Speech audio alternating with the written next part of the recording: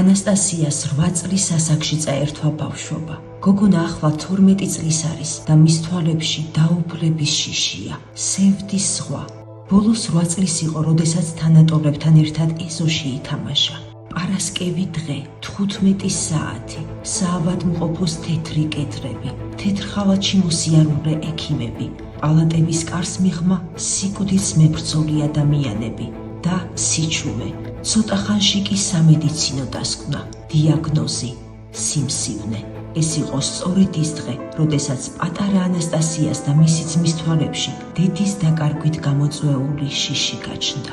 სიმსივნური წარმონაქმნი პირდაპირი მნიშვნელობით ჭამს სალომეს სვალს.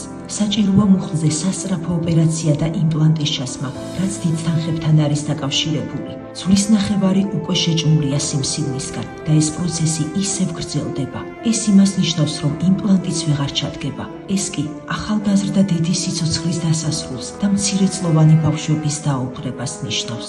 საბრალო დედას დამოუკიდებლად გადაადგილება არ შეუძლია. მხოლოდ ყავარჯნების მეშვეობით დგამს რამდენიმე ნაბიჯს. შემდეგ კი ძვლის ისეთი ტკივილი ეწყება, რომ ყველაზე ძლიერი გამაყუჩებელიც კი აღარ შვერის. დედამ გაგვაზარდა ჩვენობლად და ის ტკივილი არ მინდა რა მეშულებმაც განიცადა.